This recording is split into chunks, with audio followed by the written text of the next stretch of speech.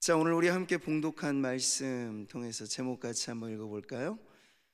가장 아름다운 사랑의 노래 해서 오늘부터 아가서를 함께 또 살펴보는 시간 이어가도록 하겠습니다.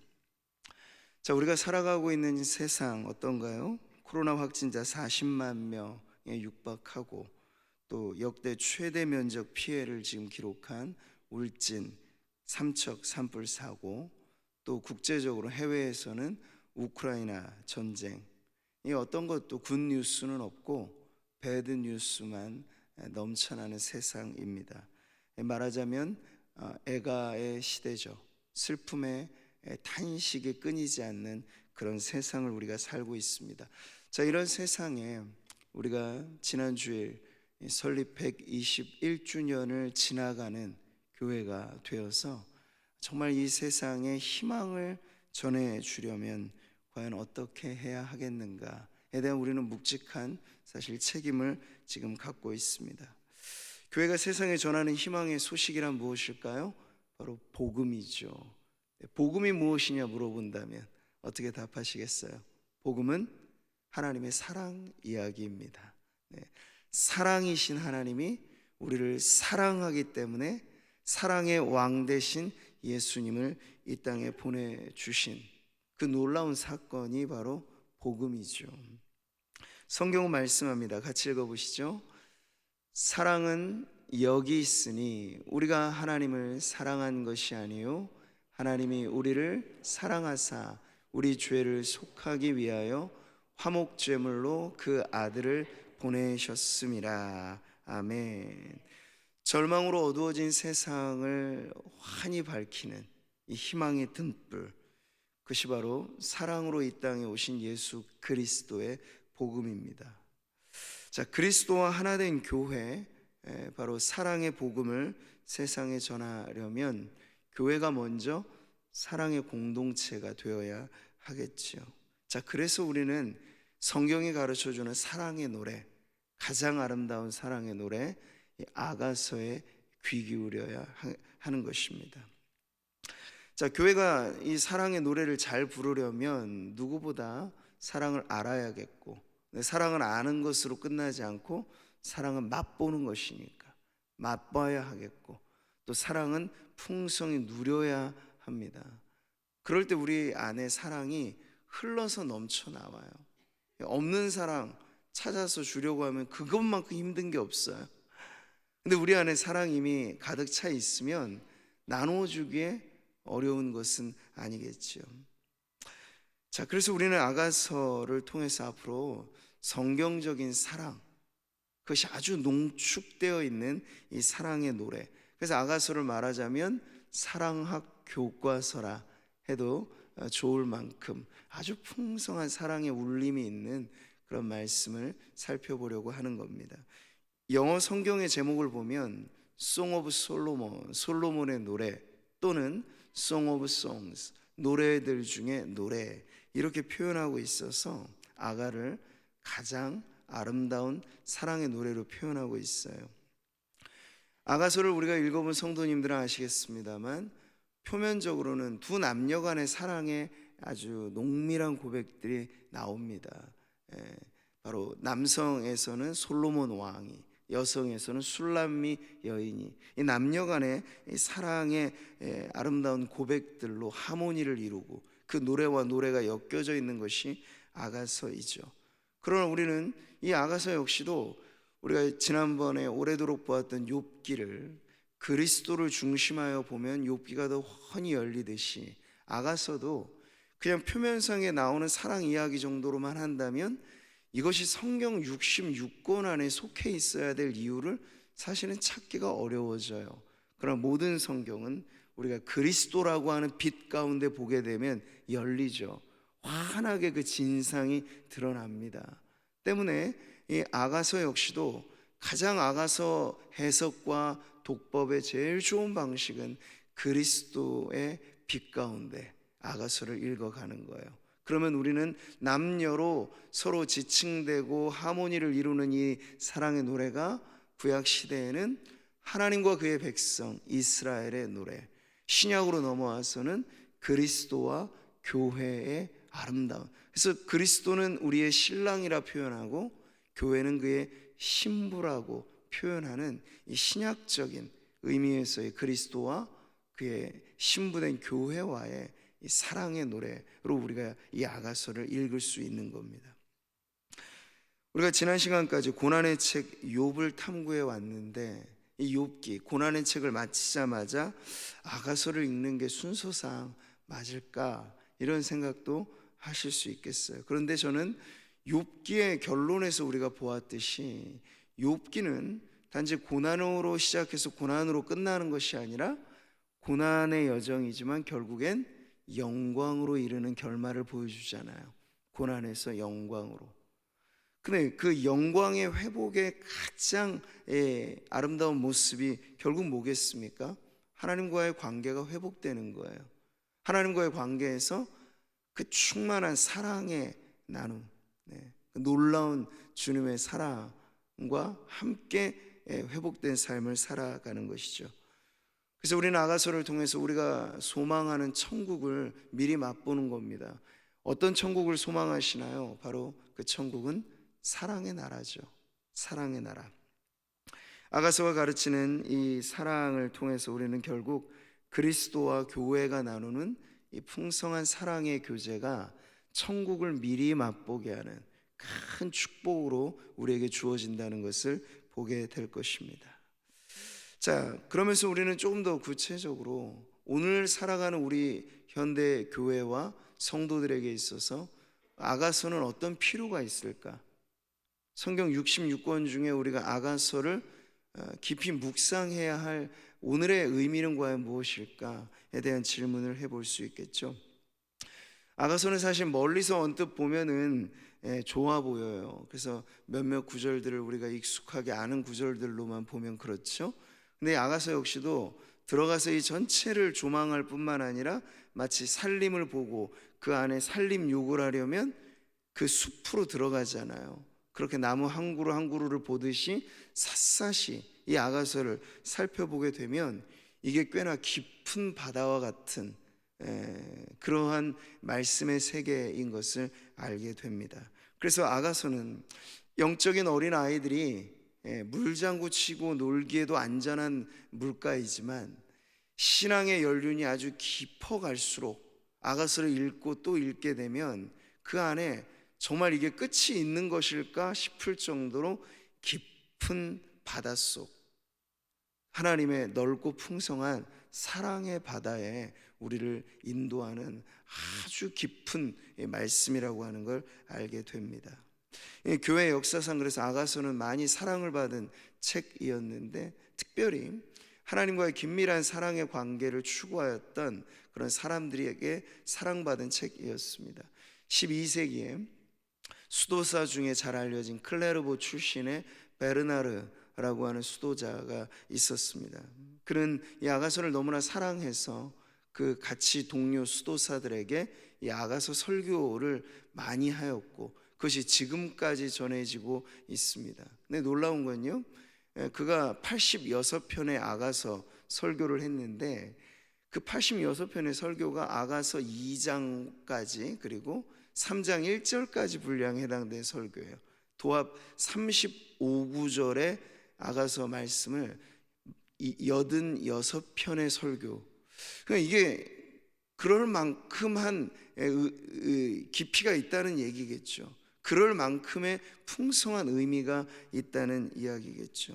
물론 이 중세기 수도자이기 때문에 당시의 성경 해석이 알레고리, 좀 풍유적으로 모든 걸 다 이렇게 성경을 문자적으로 신학적이고 문법적이고 역사적으로 해석하기보다는 그냥 귀에 걸면 귀걸이, 코에 걸면 코걸이식의 그런 약간의 이상한 해석들이 있습니다. 신비적인 해석들도 있고요. 근데 그럼에도 불구하고 이런 베르나르라고 하는 걸출한 수도자가 남겨준 이 아가서 설교집은요, 우리들에게 어떤 도전을 주는가 하면, 그대 당신은 과연 하나님의 사랑에 대한 이런 열정적인 탐구를 하고 있는가 라는 점에 있어서만큼은 우리들에게 분명한 도전으로 다가오게 되는 거죠. 왜 아가서인가? 왜 하필 오늘 우리는 아가서를 읽어야 된단 말인가? 라는 질문에 저는 오늘날의 교회의 영적 상태가 바로 그에 대한 명확한 답변이 된다고 봅니다. 오늘날의 교회 상태가 어떻길래요? 우리는 코로나 이전에도 이미 영적으로는 많은 황무지와 같은 벌판을 사실 거닐듯 교회는 새로운 광야 시대로 접어든 것 같은 그러한 느낌을 지울 수 없도록 교회 안에, 성도들 안에 하나님을 향한 사랑의 고갈이 교회의 근본된 문제로서 와닿았습니다. 근데 이게 코로나를 통과하면서 더 사실은 이 사막은 황폐해졌고 고갈된 상태는 더 메말라진다고 할 수 있겠어요. 현대 교회로 말하자면 계시록 2장에 나와 있는 에베소 교회의 문제와도 흡사하다고 보죠. 그게 어떤 문제입니까? 주님이 이렇게 말씀하셨어요. 너를 책망할 것이 있나니 너의 처음 사랑을 버렸느니라. 네. 에베소 교회로 말하자면 아주 번듯한 교회, 정통성이 살아있는 교회고, 그래서 이단에 대해서는 단호하게 대처했고 올바름을 추구했고, 그래서 칭찬할 만한 문제들도 많이 있었습니다. 그런데 주님이 말씀하시는 건 그거 다 좋다, 내가 인정하는 바이다. 하지만 너의 아주 핵심적인 문제가 있는데 하여 말씀하신 게 처음 사랑에서 이탈됐다, 처음 사랑을 저버렸다, 순수가 불순해졌다 하는 그런 사랑의 식어짐, 사랑의 불순함, 이 문제가 에베소 교회의 근본된 문제라는 걸 지적하신 거죠. 자, 이런 오늘 우리가 말하자면 그런 시대를 거듭 경험하면서 교회로서 회복해야 될 가장 중요한 회복의 내용은 다름 아닌 우리 역시도 성도 개인에게나 교회로서나 처음 사랑, 어떻습니까? 성도님들, 주님과의 첫사랑라고 말한다면 그 첫사랑이라고 하는 단어로만도 여러분 가슴에 무언가 설레임이 있으신가요? 했을 때 떠오르는 어떤 장면이 있으신가요? 떠오르는 어떤 인생의 찬란한 시기가 있으신가요? 아니면 이도저도 없이 첫사랑, 그게 다 무슨 소용이야?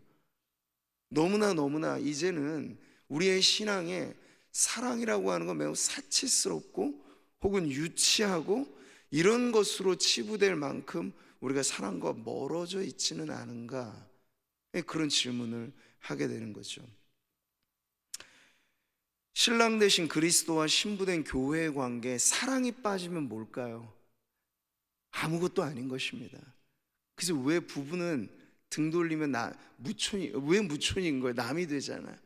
사랑으로 피 한 방울 섞여지지 않는 두 남녀가 사랑으로 맺어져서 하나가 되었어요. 근데 사랑을 빼면 둘이 뭐 사회적 지위가 좋고 겉보기에는 요즘에 쇼윈도 부부라는 말도 나오잖아요. 겉보기에는 좋아요.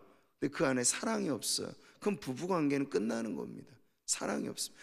그리스도를 우리의 신랑이라고 하였고 교회를 신부라고 했어요.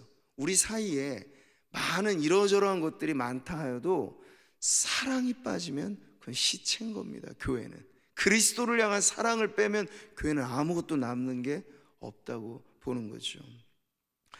신앙의 회복은 다름 아닙니다. 하나님과의 언약적 관계에서의 사랑이 일정 온도를 늘 유지하는 것. 네. 거기서 가슴이 식어지고 사랑에 무관심해지고, 그래서 사랑의 반대는 미움이 아니라 무관심이라고 하는 말이 있잖아요. 무관심해지는, 그랬을 때 우리는 신앙의 궤도가 매우 잘못 이탈되어진 것을 깨달아야 한다는 거예요. 저는 성경의 인물을 떠올릴 때 야곱이라고 하는 인물이 신앙 회복의 아주 좋은 모델이잖아요. 타향살이 하면서 근 30여 년 동안 야곱이 일가를 이루어요. 자식도 많이 놓고, 거기 안에 뭐 여인들의 많은 다툼도 있었겠습니다만 어쨌든 일가를 이루었어요. 그리고 외삼촌 라반의 엄청나게 야곱보다도 술수로 따지면 한 수 위, 아니 두 수 위, 이 사람에게서 하나님께서 손해나는 삶이 되지 않도록 건져내셨어요. 그래서 거부가 되죠. 이만하면 됐잖아요. 일가를 잃었고 거부가 됐으면 세상적인 기준에서는 남부러울 거 없는데, 근데 하나님은 거기에 만족하지 않으시는 것 같아요. 하나님은 야곱을 기어이 30년 전으로 돌이켜 야곱과 처음 만났던 그 시절, 어딥니까? 베델의 만남을 하나님은 잊지 않으셔서 야곱에게 기어이 돌아오라고 하세요. 너 나랑 약속한 거 있지 않니? 베델로 오겠다고 약속한 거 내가 기다리고 있어. 베델로 올라와라. 그 베델이 어딥니까? 야곱에게 말하자면 첫사랑의 자리예요. 하나님을 인격적으로 만났던 자리. 그러니까 하나님은, 여러분, 하나님에게 우리가 얼마나 소유가 많다, 이게 무슨 상관이 있겠어요? 하나님은 모든 것을 갖고 계신 분인데, 하나님 앞에 이 일론 머스크 같은 사람이 세계 최고 갑부라 말하는 게 무슨 상관이 있겠어요? 온 세상 천지가 다 하나님 건데 그건 아무런 우리의 내용 증명이 되지 않습니다. 내가 뭘 하는 사람인지, 교회 안에 내가 어떤 직분자인지, 내 소유가 얼마나 많은지, 이건 하나님에게 일차적인 관심거리가 아니에요. 하나님 우리에게 원하시는 관심은 따로 있죠. 네가 나를 사랑하느냐, 이거예요. 부활하신 예수님께서 애제자 베드로에게 찾아오셔서 만선의 기쁨에 충만했던 그 베드로에게 밤이 새도록 잡은 것 없었을 때 예수님께서, 야, 너 그 반대편에 오른편에도 한번 넣어봐 해서 그물질을 해가지고 엄청 건져내서 만선을 이루었을 때 주님이 베드로에게 뭘 물어보셨습니까? 요한의 아들 시몬아, 내가 이 사람들보다 나를 더 사랑하느냐? 분명해지죠? 부활하신 주님이 베드로에게 물으신 거, 너 몇 마리 잡았니? 너 동료들과 어떤 관계가 있고 너 앞으로 무슨 일 하려고 하니? 이런 것 아니에요. 네가 이 사람들보다, 네가 이것들보다 나를 더 사랑하느냐? 이게 주님의 제일 관심사라고 하는 거죠. 사랑이신 하나님의 최대 관심사는 사랑입니다. 네. 왜 아가서인가? 답은 분명해요. 우리 중 만약 누군가, 어떤 성도님들이 오랜 신앙 세월에 지나가면서 신앙의 궤도가, 우리 태양계는 태양을 중심으로 돌아야 안전하잖아요. 그러니까 우리의 신앙은 사랑이신 하나님을 중심으로 사랑의 궤도를 돌아야 되는데, 이게 잘못 이탈한지도 모르고 돌아가게 되면 이거 매우 큰 위험인 거잖아요. 다시 한번 우리의 신앙의 궤도가 사랑을 중심으로 회복되도록 하나님은 오늘 우리에게도 아가서를 읽게 하시는 거죠. 신앙생활 오래 하다 보면 초신자 때와 달라지는 것이 좀 기형적인 성장이 된다는 거죠. 어떤 기형적인 성장이요? 머리는 이만큼 커지고 몸은 아주 작아지고, 가분수 형태의 그런 모습이 되는 거예요. 머리가 너무 무거우니까 움직이기가 쉽지도 않죠. 그래서 교회 안에 이렇게 머리만 커져가는 성도들이 많아지기 쉬울 때 그게 교회의 위기가 되는 거예요. 그러니까 지난날 한국교회가 제자훈련 말을 많이 해왔는데, 사실 그 열매들이 지금에 와서는 이렇다 할 게 많지가 않은 거예요. 물론 제자훈련 자체가 나쁜 겁니까? 아니죠. 제자훈련은 반드시 해야 되는 거죠. 예수님의 명령이니까요. 근데 그 훈련의 방식을 머리만 키운 거예요. 사랑으로 뜨거운 가슴을 갖게 해야 되는데, 이건 없이 머리로만 성경을 이해하고 머리로만 신앙에 대해서 논하게 되니까 똑똑한 신자들은 많아졌는데 사랑의 열정은 다 식어져만 가게 만드는 거죠. 우리는 이러한 시기대에, 이런 교회의 상황에서 아가서를 읽어야 할 분명한 이유가 있는 겁니다. 자, 오늘 우리가 읽은 말씀은 표제, 아가서의 기본 시작의 책 제목을 보여주는 말씀하고 이 본론이 붙어져 있는 두 구절을 보았습니다. 첫 시작을 뭐라고 하죠? 솔로몬의 아가라고 시작을 합니다. 아가서는 이렇게 시작을 해요. 근데 이 솔로몬의라고 하는 이 번역은 때에 따라서는 솔로몬에게 속한, 솔로몬에 대한 여러 가지로 해석이 가능해요. 솔로몬에 의한, 솔로몬에게 바쳐진 뭐 이런 의미들이 많이 있어요.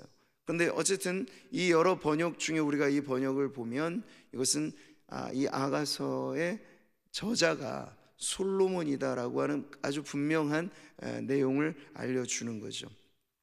자, 그러면서 솔로몬의 아가라고 하는 이 표현은요, 노래 중에 노래라는 이야기인데, 이것은 히브리어에서 보면 최상급의 표현을 이렇게 씁니다. 노래 중에 노래, 최고의 노래를 표현해 주는 거예요. 그래서 이 세상 많고 많은 노래들 중에 가장 아름다운 노래를 지금 솔로몬이 불러주고 있다 하는 것이죠. 자, 이 노래를 부르고 이 노래를 적어준 솔로몬, 그는 어떠한 사람인가요? 우리는 솔로몬이 다윗의 아들이라고 하는 것은 알죠. 근데 누구와 누구 사이에 태어난 아들입니까? 다윗과 밧세바 사이에 태어난 아들이에요. 근데 다윗과 밧세바 하면 처음부터 정상적인 관계였나요? 아니죠. 소위 불륜의 관계예요. 다윗이 뻔히 자기 충신 우리아의 아내인 것을 알면서도 그와 간음을 저지르게 되었죠. 그래서 태어난 아이가 있었는데 그 아이는 하나님께서 형벌로서 데려가셨어요. 태어난 지 얼마 안 있어서 죽음에 이르게 되죠. 그러니까 다윗과 밧세바 사이에 태어났던 첫째 아이는 그렇게 죽었습니다. 근데 그리고 나서 이제 우리아도 죽고 다윗이 정식으로 밧세바를 아내로 맞이하고 난 다음에 태어난 아이가 바로 솔로몬이었습니다. 그러니까 솔로몬이 태어났을 때 아버지 다윗 그리고 그 엄마 밧세바, 첫 번째 죽었던 아이가 떠오르지 않았겠습니까? 그래서 이 둘 번째 태어난 아들만큼은 건강하게 오래 살았으면 좋겠다 해서 다윗이 지어준 이름이 솔로몬인데, 그 뜻이 평화라는 것이에요. 하나님과 화평을 이루어라. 그래서 안전하고 건강한 믿음으로 살라, 이런 의미를 담고 있는 거죠. 자, 그런데 아버지 다윗이 지어준 이름과 별도로 하늘 아버지 되시는 하나님께서 지어주신 이름이 또 있어요. 사무엘 하 보면 이렇게 나오죠. 같이 읽어보겠습니다. 여호와께서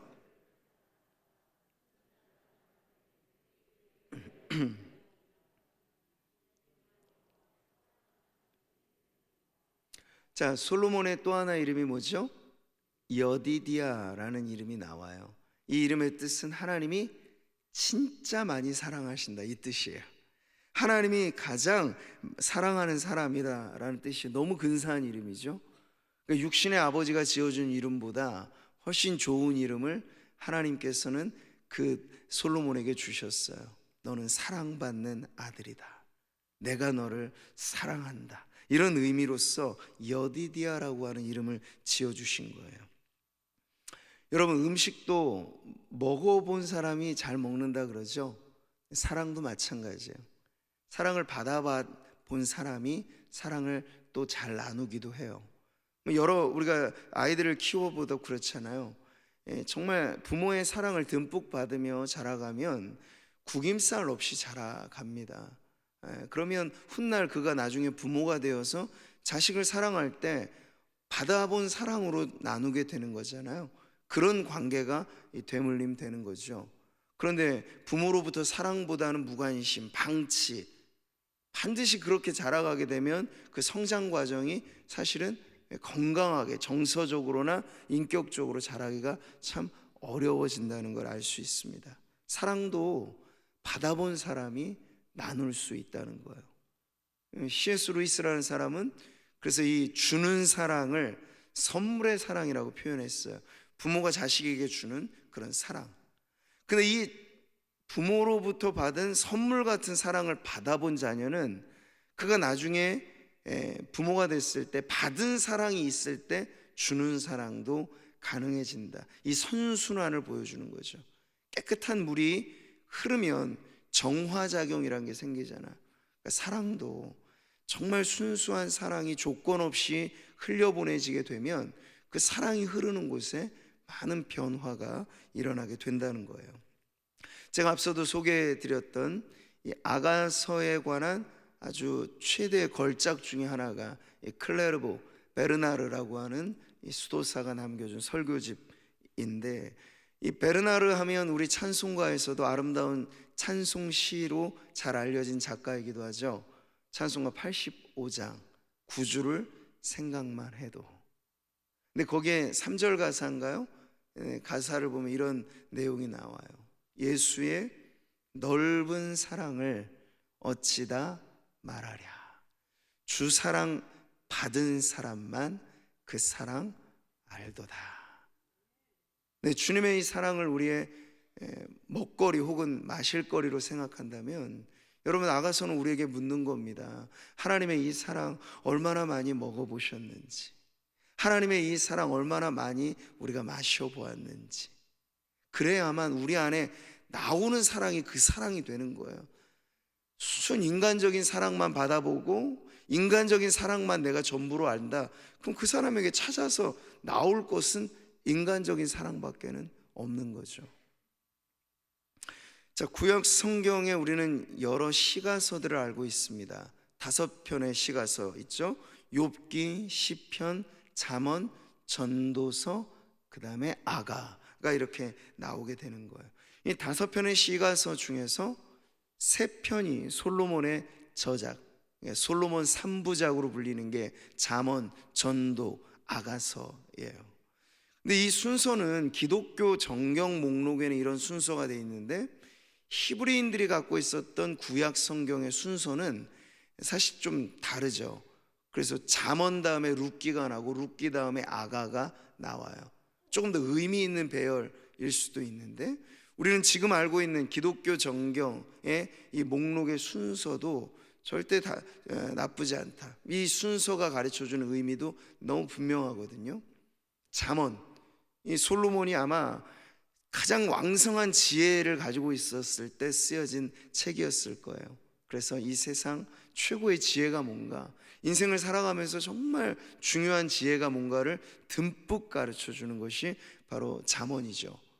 근데 전도서는 역시 지혜이긴 지혜인데 조금 달라요. 인생을 많이 살아보니 솔로몬이 공허한 인생이 무엇이고 공허하지 않은 인생이 무엇인가, 조금 더 깊이 있는 인생에 대한 성찰이 바로 전도서에 나와 있죠. 그러니까 잠언에서 인생의 지혜, 그리고 전도서에서 인생의 공허, 이 모든 것을 경험하고 어우르고 난 다음에 솔로몬의 3부작 3번째 책이 아가라고 하는 건, 솔로몬의 노래 중에 노래란 이런 것이구나. 사랑이야말로 지혜 중에 지혜고, 사랑이야말로 이 공허한 인생 가운데 의미 있는 인생의 가장 중요한 목표가 바로 사랑이구나 하는 것을 우리는 이 솔로몬 3부작의 순서를 통해서도 보게 되는 거죠. 사도 바울 역시도 그가 전한 이 복음에 있어서 영원한 것에 대해서는 이렇게 노래하지 않았습니까? 같이 읽어보겠습니다. 그런즉 믿음, 소망, 사랑, 이 3가지는 항상 있을 것인데 그 중에 제일은 사랑이라. 제일 사랑을 가르쳐 주잖아요. 네. 영원한 것, 쇠하지 않는 것. 자, 오늘 우리는 아가서가 이렇게 솔로몬의 저작으로, 솔로몬이라고 하는 인물이 어떠한 성장의 과정, 그리고 이 아가서가 성경책 가운데 어떤 의미가 있는가 하는 것을 살펴보고, 바로 이렇게 본론으로 이어지는 내용을 봅니다. 이게 2절인데요 2절을 같이 보시죠. 내게 입맞추기를 원하니 내 사랑이 포도주보다 나음이로구나. 아멘. 시작부터가 강렬하죠. 네. 그래서 사실 아가서를 우리가 읽다 보면 어떤 그 인물 묘사라든지 사랑의 어떤 그러한 이 묘사들이 여느 다른 성경의 말씀과는 다른 색채로 아주 강렬하게 기록된 것을 보기 때문에, 야, 이거 어린애들이 이거 읽어도 되겠나 싶을 내용. 근데 요즘의 기준하고는 아주 상당히 좀 차이가 나죠. 근데 실제로 유대인들도 이 아가서를요 성인이 되기 전까지는 읽지 않도록 했다고 하는 걸 보면, 아가서가 액면 그대로 기록된 방식이 바로 시작부터 사랑하는 연인들 간의 입맞춤, 뜨거운 입맞춤을 갈구하는 내용으로 출발한다는 것이 그 특징을 보여주고 있기도 해요. 자, 여기서 우리는 한글 성경에는 아가서가 서로 문답체로서 주거니 받거니 하면서 그 하나하나가 시이고 노래인데, 어느 성별이 남성 파트고 어느 성별이 여성 파트인지의 구분이 의미를 되새겨 봐야만 알 수 있는데, 우리가 지금 딱 봤을 때 이 입맞춤을 갈구하는 사람이 누군가 싶잖아요. 당시 유대 히브리 이 유대인들의 문화는 우리나라로 말하자면 동양의 유교적인 문화하고도 크게 다르지 않았어요. 가부장적이고 남성 중심적이다. 여성이 노골적으로 사랑을 원하고 그런 강렬한 표현을 한다, 그것이 좀 금기시되는 그런 문화였다고 본다면, 놀랍게도 아가서는요 처음 시작할 때 남성이 아니라 여성, 신부와 신랑을 말하자면 신랑에게 강렬한 사랑을 요구하는 신부의 노래가 처음 시작을 알리고 있어요. 그러니까 이 노래 전체를 솔로몬이 썼다고 하는 표제를 붙여주지만, 본론에 따라서 실제 노래는 누가 주도하느냐, 바로 이 신부가 내게 입 맞춰 주세요 빨리, 이렇게 지금 시작을 하고 있는 거예요. 그러니까 가부장적이고 남성 중심적이었던 당시의 사회에서는 아주 파격적인 시작을 보여주는 내용이죠. 시작부터가 강렬한 출발이에요. 여러분, 흔히 플라토닉 러브라는 말을 들어보셨죠? 정신적인 사랑. 근데 왜 이런 말이 나오냐면, 플라톤의 그 당시 그리스 철학은 철저히 이원론이었어요. 이원론이라고 쉽게 말하는 건 뭐냐면, 정신세계는 고상하고 육체세계는 저속하다, 이런 이원론이에요. 영혼은 고상하고 육체는 더럽다, 이런 이원론이에요. 그렇기 때문에 사랑의 고상한 사랑을 정신적인 사랑, 플라토닉 러브, 이렇게 이야기를 한 건데, 그리스인들이 가지고 있었던 이런 이원론적인 철학과 다르게 히브리적인 세계관은 이론론입니다. 통합적이에요. 그래서 육체와 영혼을 가르지 않습니다. 영적인 것과 육적인 것이 함께 통합적으로 표현이 되는 그런 방식. 그래서 우리는 아가서를 그리스적인 어떤 당시의 세상의 철학으로 이해해서는 안 되고, 히브리인들이 가지고 있었던 통합적인 세계관을 가지고 이 말씀을 읽어보게 되면, 여기 표현되어진 어떤 농밀한 사랑의 표현들, 아마 그리스인들이 말하면 이건 에로스의 사랑이라고 말하겠죠. 사랑을 네 가지로 말하잖아요. 에로스, 스토로게, 필리아, 아가페, 이런 식으로 사랑을 구분을 하였는데, 히브리적인 이 표현에서 우리가 보면 표현상에서의 남녀의 뜨거운 사랑의 고백이 실제로는 아가서의 핵심의 주제가 하나님과 그의 백성, 그리스도와 그의 교회의 사랑이라고 하는 지극히 신적이고 아름다운 아가페 사랑과 맞닿아져 있기 때문에, 에로스냐 아가페냐 그 구분이 중요한 게 아니고, 하나님께서 사랑이라고 하는 죄로 물들지 않는 순수한 사랑 안에 담아두신 하나님의 그 깊으신 뜻이 이 아가서를 통해서 전달이 된다는 거예요.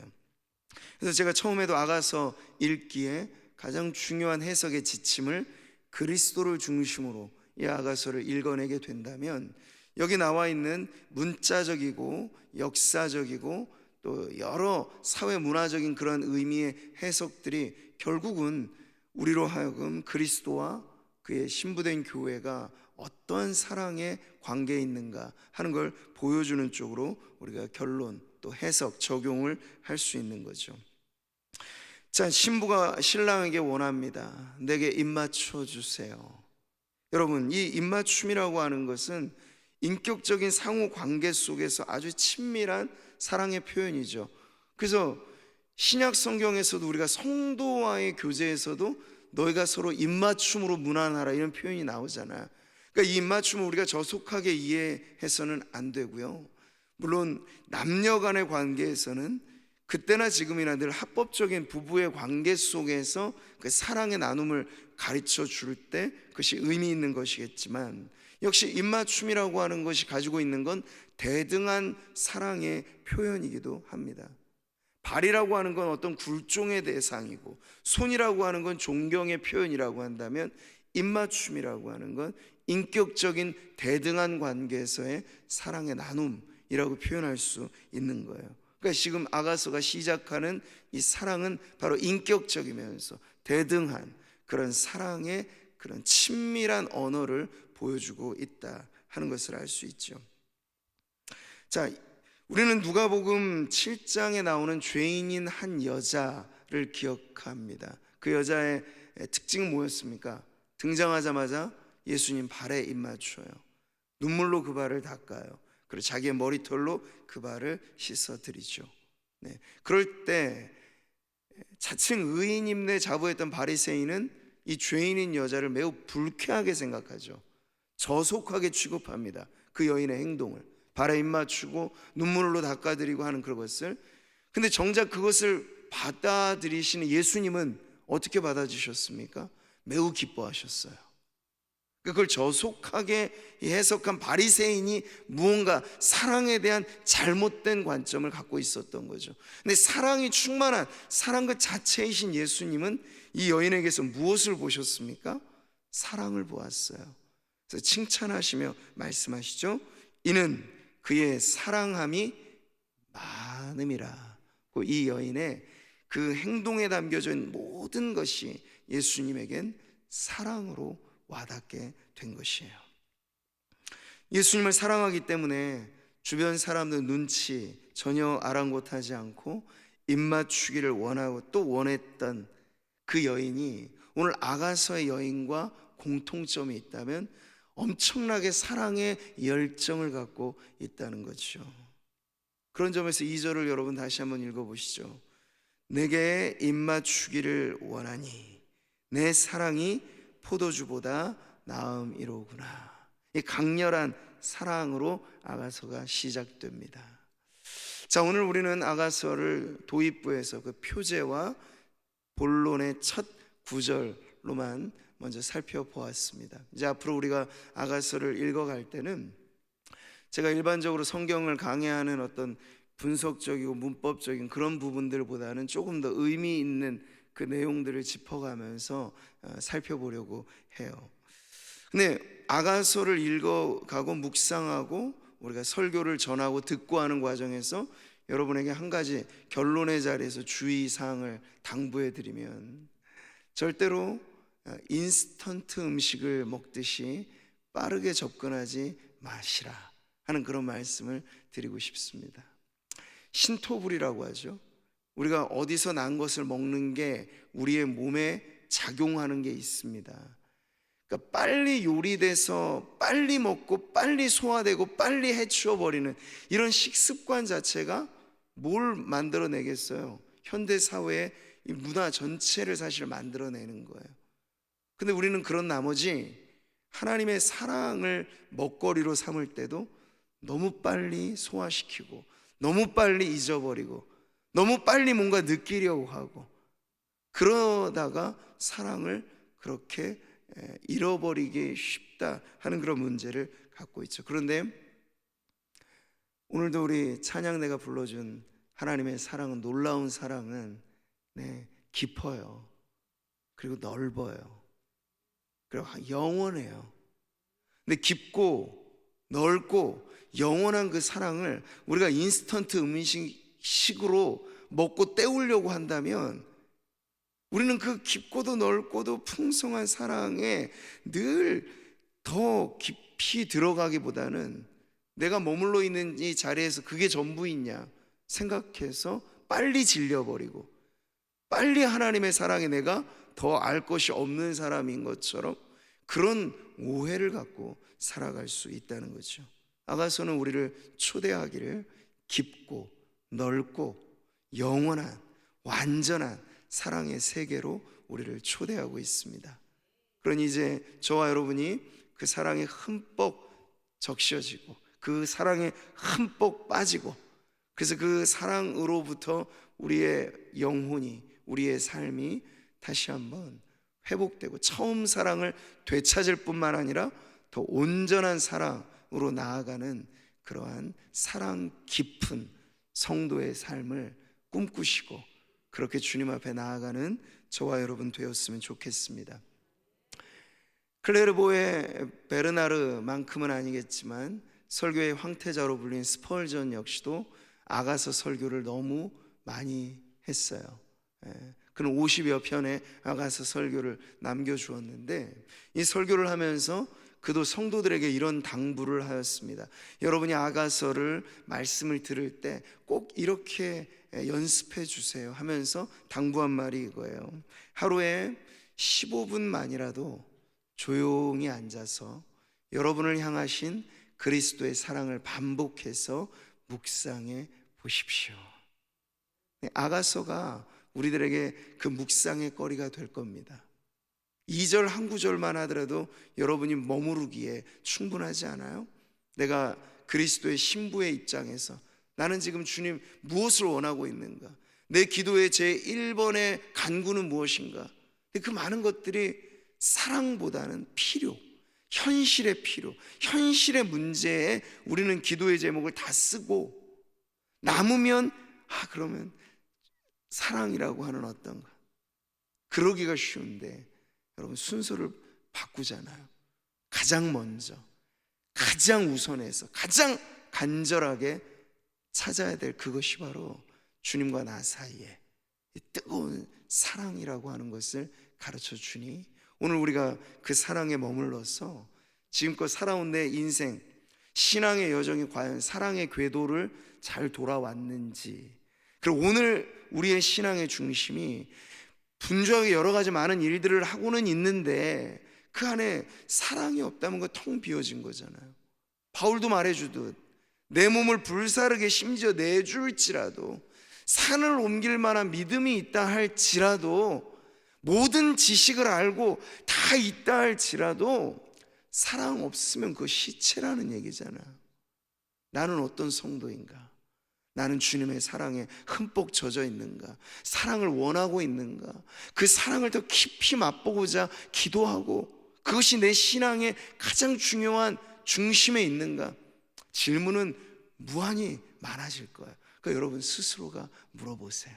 이 아가서라고 하는 거울 앞에 나를 비추어 봐서 신부로서 여러분 꽃단장을 열심히 하실 때 제일 아름다운 신부의 단장은 사랑으로 꾸며지는 거잖아요.